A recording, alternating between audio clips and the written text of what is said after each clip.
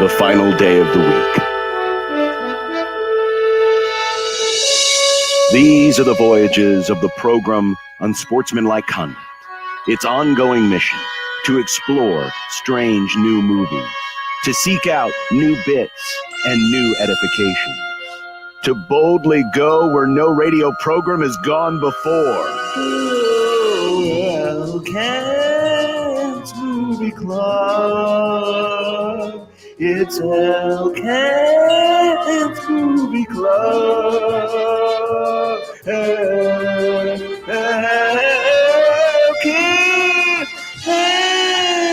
Movie Club. It's Elkins Movie Club. Oh, that's exactly what you wanted. You wanted to hear that twice. Thank goodness. Kent Wolgamott joins us in the little black box in the Mystery Square on Stibbs TV. Kent, how are you? I'm doing fine. It's very strange, however, to not have the camera malfunction on my part. You know what? It happens. I mean, this is the first time we've been doing this almost a full year now. I don't remember exactly what month we started the movie club. I think it was April. So we're getting close to the 1 year anniversary of the movie club. Hard to believe. Hard to believe. That's a lot of movies. You know, we're going to get done. It's going to be 48, 50 movies in a year. That's because we've only missed maybe 2 or 3 weeks. Yeah, that's true. That's a lot of you movies. didn't do your normal vacation stuff, Kent. So I think it was just like Christmas and New Year's that we really missed. And I guess Thanksgiving. And so about 48 movies, a third of those were Stibbs's. So, you know, we're looking at 16? 16 of them that were really bad. So, but one of the nice things about, you know, at least 2021 is this new deal that HBO Max and Warner Brothers has about showing their first run movies for a month as part of the HBO Max subscription. We reviewed Wonder Woman 1984 last month, and this month we have The Little Things, a crime thriller that is out right now. It's got a couple more weeks to go on the trial on HBO Max. It has been in the theaters, starring Denzel Washington, Rami Malek, who you may recall from his turn as Freddie Mercury in the Queen film, and Jared Leto plays the bad guy in this film. And it is set in 1990 Los Angeles, which, you know, when I watched the previews for this, it didn't really make it clear that it was 1990s. I thought he was just driving an old truck, but I kind of liked that they went back to early 90s Los Angeles, and I thought they did a pretty good job of being period correct. I find myself when I watch movies that go back a few years to see, you know, if I can find inconsistencies with, you know, product placement or, you know, vehicles or outfits. And I thought they did a pretty good job of staying period correct. The only thing I saw that was way out was they unfortunately got a Wells Fargo contemporary logo in one of the scenes. Oh, I did not see that. Oh, really? Yeah, you don't see the whole thing, but you see the bottom half of it, and it's like, that's a 2017, 18. But you had to be looking for it. Yeah, for sure. But the film itself, it's like I said, it's a crime thriller. Denzel Washington plays a former LA cop who has since moved up north to a smaller town near Sacramento. And he comes down to LA just for a routine assignment and ends up kind of getting pulled into a murder case that has mysterious ties to one that he worked previously and helped lead to his early departure from the LAPD. Rami Malek plays the detective in the LA police force who they end up working together on this particular case. And Jared Leto plays who they suspect is the criminal, but as we find out through the course of the film, it never really is 100% certain that he's the, in the words of O.J. Simpson, the real killer. And so the film just kind of, you know, goes through the whole processes of, you know, trying to solve this particular case. I'll be curious, just throw it out to the group. in general. What did you think of the dynamic between Denzel and Rami Malek? Because this is the first time they've been in a film together, and of course we just saw Denzel the week before in Training Day, so he's been in a lot of cop films. But what did we think of the dynamic between those two, kind of playing the mismatched partners, young versus old, white versus black? Different philosophies Vibes. different philosophies on crime fighting. So it's funny because I have a lot of baggage with Malek, not in a negative way, but I've seen him in a lot of stuff. He was in The Pacific. That was the first time I'd ever seen him in a miniseries on HBO about a decade ago. Yeah. He was the lead in Mr. Robot. John, you mentioned Queen. I'm trying to think. I know there's a few other things that I have seen him in, and he is always a weirdo. He is always a strange character that is very different. And one of the first things that I wrote down, Kent, this morning when I sat down to prepare for this conversation was, can he play a normal character? Because his eyes, the way that they're kind of sunken into his skull. He's a goofy looking dude. He is. He is a goofy looking person. And in a way, I think that was one.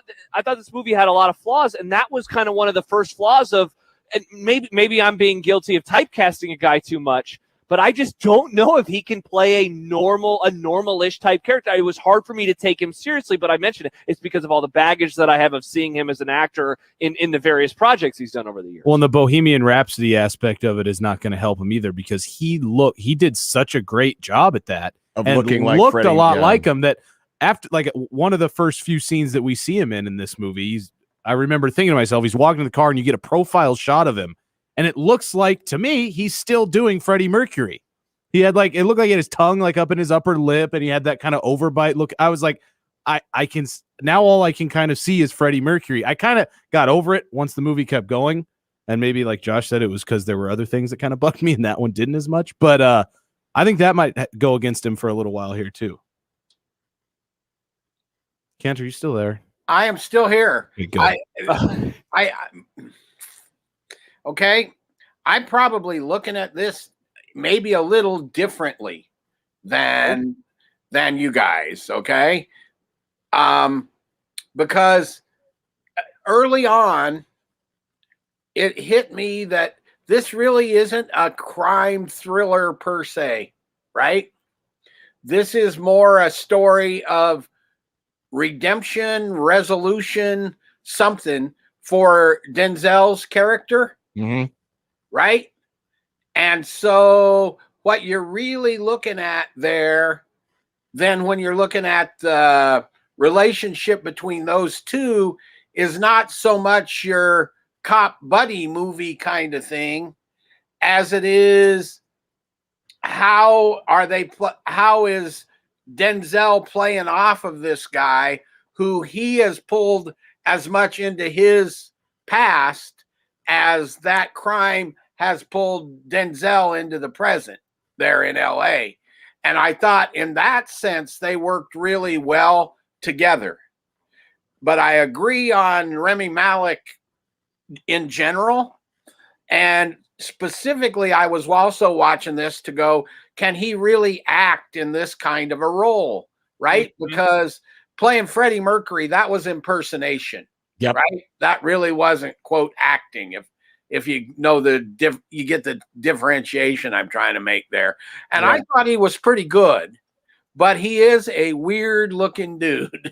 And there are some angles when he's sitting in, particularly sitting in the desk and they're shooting down towards him, that he really looks odd to me. He looks like he should be cast as the bad villain. guy. Yeah. Yeah, He looks like a creep. And when I saw, and again, I saw the trailer for this before I saw the film, it's probably a month separated.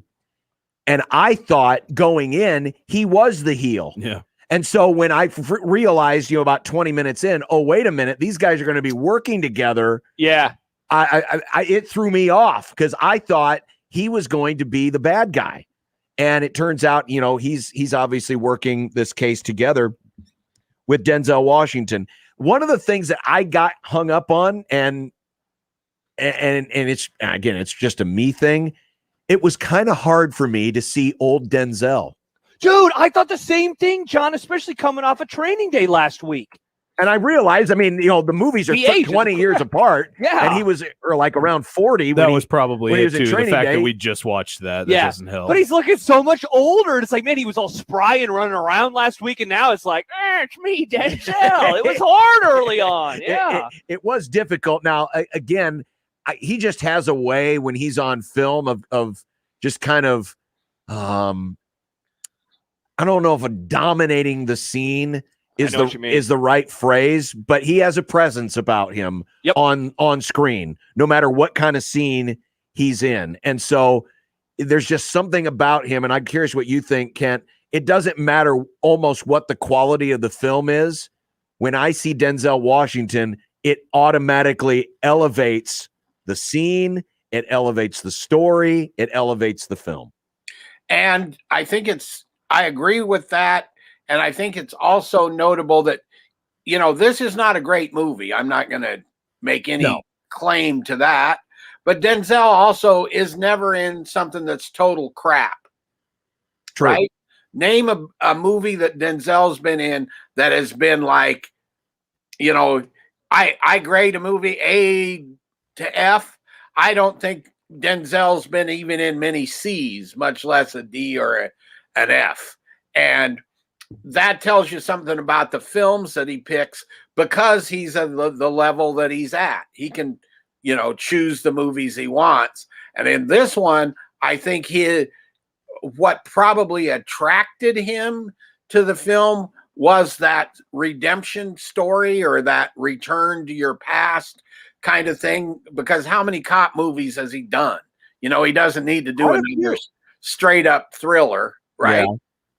And so that presence now is going to be in addition to him being older, he's also this guy who's dealing with all this haunted regret and all of that from the past.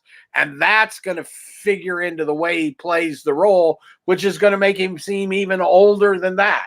There could have been makeup involved in that too, because he was I would believe supposed to look all disheveled, right? And but he is someone asked if he 66. was wearing He a fat is. suit. He He looked heavier than normal. Yeah, I mean, he is 66, so Yeah, I'm know sure what the gray hair was natural, but the I'm bags wondering under the eyes and stuff I could see being embellished. played up.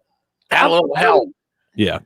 What was your guys' biggest issue with it? Because I thought this movie, and I went in like knowing that the reviews for it were pretty mixed, so I didn't go in expecting the best thing in the world. I think that honestly that helped me enjoy it maybe a little bit more. But I thought that this movie, now in hindsight, as I think back on it, it's almost like it's trying to do its own version of like, and I saw this in some reviews, so I'm stealing a little bit, but like Seven, it kind of had that feeling of Seven. It had the feeling of True Detective in a way of like, there's a past going on, and what is it? And is something going on with somebody's memory? And there was one review that I saw on Wikipedia, like one passage that I really liked. It said, if the director's generally taught original screenplay settles on an ending too cryptic to be fully satisfying, and then it went on into the rest of itself. But I thought that was a good representation of it. Like, this is not the worst movie of all time. It's obviously not the best movie of all time. I thought that it was trying to be something that it just was like heights that it was unable to reach, I guess.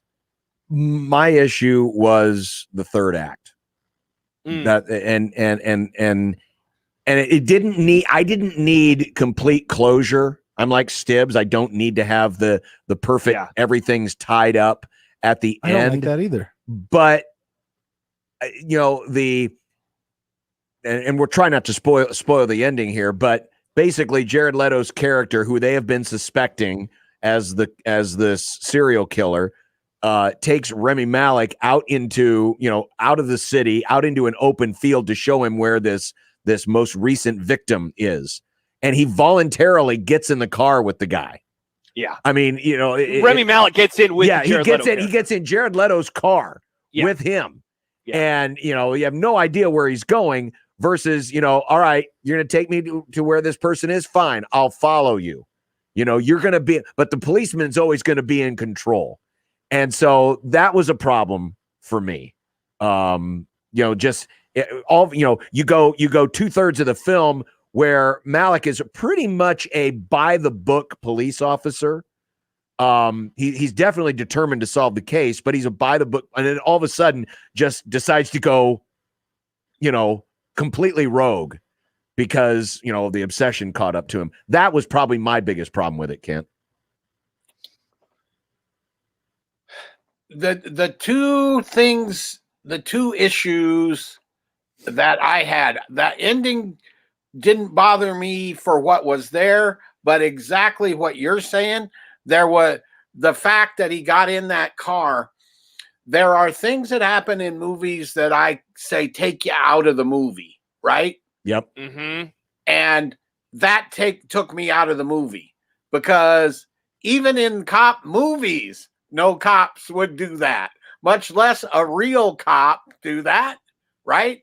Yeah. So Yeah. it takes you out of the movie. There was that, and there was a sense of, I understand why they wanted to reveal things when they did during the movie, right? Mm-hmm. Mm-hmm. But I think had we known just a little bit more about what had happened with Denzel earlier, the rest of the movie would have made more sense, because it's sort of pacing. And, you know, when he's laying in the hotel room with the flashlight on the things on the wall, Victims, right? yeah. That you don't understand why he would do that, because they hadn't given you enough information, right, to get as to why he would be so haunted by this case that he doesn't have anything to do with, right? And that was the other thing that got me. It was like I needed more depth earlier, right? Because once you start figuring out that, okay, this whole thing basically destroyed him, then you got to go, okay, why? And when they get to that reveal at the very end, that to me is the stunner, not what happens with Jared Leto's character, Right. but the reveal on what had happened in the past. Yes. That was kind of like, whoa, you know, and it made everything else in the movie make sense. But you have to wait until it's a 2 hour and 8 minute movie, and that reveal probably came with what, 12 minutes left? Yeah, At basically the most. very end. Yeah. And the reveal is about like the ancillary like Yeah. storyline. Yes. Yeah. So, like you're paying attention to this other storyline the whole time, knowing there's something going on over there. But the biggest aha moment was not even about what The the main movie plot of the was movie. about. Yeah. Yeah. Yeah. That was kind of I thought it was fine. But for, like you said, Kent, I know that they weren't going for your usual you know, kind of slasher, thriller, serial killer type movie. But they still kind of present it that way, and not just in trailers and in what it is, like even throughout the movie, it seems like Music. it's working towards Visually. Oh, absolutely. So the whole time, Absolutely. I'm cool with slow burns. I'm cool, but there has to be a payoff. And by payoff, John, I don't mean give me a all tied up in a bow ending that I enjoy. I'm actually farther on the other side. I like it when movies and stories leave it up for interpretation so that we can. Oh no, discuss it I like do. I this. do too. I do too. But it has to at least give you something, even if it's not going to tie it all up. It needs to give you some sort of action. You know, there weren't any, you know, action scenes, or like it didn't do very good at building suspense in any moment. Like when, I know we're trying not to spoil it, but when the thing happens at the end, it just kind of happens. It doesn't really feel like it was building up to that moment that you thought it was. Jared Leto. Yeah, it's just like, Yes, dude, couldn't agree more. and then that's it. Okay. And then just kind of, it's almost like they moved on from it. You know, Yeah. they had to tie it up with a bow, and then it was done. It And felt that's rushed at the end, precisely- while the rest of it was slow, which didn't seem right. And Yeah. yeah, And it all was- of that is precisely why I say this thing is a character study, really, and not a thriller. And Correct. yet they've tried to shove that character study into the thriller package, if that makes sense. that was what I Doesn't did. entirely work. The characters were good, even though we talked about Malik kind of being weird in that role. Denzel was good. I thought Jared Leto did a great job playing the weirdo. I mean, he wasn't in it like a ton, no, but man, he was creepy. His saunter that he had, I Yes. noticed every time he was on screen, that very creepy way that he would kind of walk, like with his feet pointed out and like Uh-huh. very dramatic arm swings and like well, he the was scene just in the nonchalant. interrogation room was great. Just Yep. like with how, like you could see. I mean, he's just toying with Denzel's Yep. character. At Yes. that point in time. Yeah. He I probably thought stole did- the show. Yeah, I agree. And he is nominated for Best Supporting Actor on both Screen Actors Guild Awards and the Golden Globes, and he's kind of an odds-on favorite to get an Oscar nomination for Interesting. supporting actor. and I think they did do a very good job of not overexposing him. True. Yeah. Because you really Yeah. don't meet him until almost halfway through the film. And That now- scene was good too. When he peeks around that corner, you're like, holy moly, that's the guy. when he calls the cops and gets them to go to his place, and Uh-huh. Denzel's having to escape. Well done, man. Well done. I'm going to go film geek on you here and say, here's the other quality in this movie that was top notch. I don't know if it'll get a nomination, but it should. Sound design. Did you notice that, Stibbs? I always Like even listen for that. I Like did. I when took, the cars would pull up, you'd hear Yep. a pan, and you'd hear every little thing at just the right level, and it had the stereo separated out in a really interesting way. I thought the sound design on that movie was spectacular. I always pay attention to that because I took classes at my, engineering school about post-production and what the work that goes into sound in movies, which is insane to the layman. Basically nothing that is captured on site is ever used in the final It's all product. post-production. Everything is rebuilt from the ground up, and it's Crazy. incredible how they do it. So yeah, I do always pay attention to that stuff and probably notice like missteps or weird stuff more so than others. And I also have a fairly nice sound system for that reason alone at home, but Not to I brag. did. It was very well done. That same with the look, like I mentioned earlier, it looked, even though it kind of was misleading in the look because it thought you were going down this kind of dark it was a dark movie, but the look and the sound, everything did help with the story of what they were trying to accomplish there. But And so that's The Little Things. Again, it's streaming for a couple more weeks on HBO Max. It's been out in the theaters, and you can find it there. We're just about ready. Stibbs Look is at him grabbing working phone so. calls He's working while so we're hard. on the air. Uh-huh. But it's Okay. time.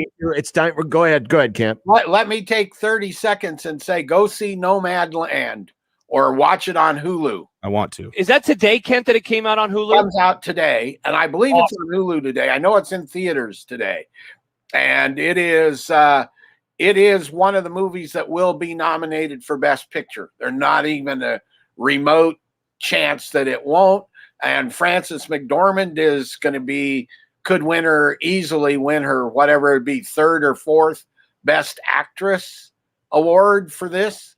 The short version of the storyline is she is a widow from a town where there's gypsum mining. The mine closes, so she takes all her possessions, puts them in storage, and gets in her van and goes out and lives in the van and meets all these people on the road that also live that same lifestyle. And it sounds like it would be really boring, and it's actually really, really good. And there are some scenes that were filmed in Scottsbluff in it. Okay. Oh, awesome. And it's called again Nomadland. Nomadland. Let's just do it. for next week. Yeah. Ken, you don't have to watch. You just watch it, so you don't have to watch it. Yeah, I don't have to watch it Week again. off. I might though. It's really, although I guess I can watch it on Hulu. Here's how paranoid they were about this movie. They sent me the link to watch it at, I believe it was, I got it at 9 a.m. on Monday, and I had till 9 p.m. Monday night to watch it. Wow. So sometime in this 12 hours, you're going to spend 2 hours watching this movie, or you're not going to see it at all. Wow. But it is now. We don't have the same window because it is now out on Hulu. It's on Hulu. Yeah, just tweeted out the link. Or if you wanted to go see it in the theater, you could do that as You well. go see it in the theater. Yeah, I Yeah, would have you liked mentioned it last week. You mentioned last week, Kent, real fast that you saw Judas and the Black Messiah, right? I watched that this week. What a movie! That was the other one that I was going to say we should. That's on HBO as Max. well. So Yep. we could hit that one too. I think it's got another 2 or 3 These weeks. and that were ridiculous. Yeah, that one's really good too. Those are actually the 2 best movies I've seen so far this year. Is the Nomadland, and I think that Judas and the Black Messiah is, holy smoke, that's a good movie. Yeah. All right. Well, there we've got our pick for next week and maybe even the week after that. Nice. With Kent in the movie club. All right, Kent. Well, you got to get back on the basketball beat this weekend, so enjoy. Actually, tomorrow afternoon, I'll be at the Magic Show at the Lead Center. Oh, that's not a euphemism for the basketball game? No, this is an actual magician. Oh, okay. So I can miss the fine Nebraska-Purdue scrap. Darn. Darn. I'm know, that's heartbroken. I know. I can hear it in your voice. Well, we'll look forward to next weekend, Nomadland, Kent. Appreciate it. Have a great weekend. See y'all, and hopefully I'll be on camera next week. Figure it out. We'll figure out something. We got a week to do it. All right, that's the movie club for this week. We're counting down to a 1 beer Friday and the importance of year 4. That'll be the subject we take on in the happy hour. So if you want to start tweeting at us your beers, your selections for this week, do so on the JTech Construction Zone Twitter feed. #1 Beer Friday, 1620 The Zone.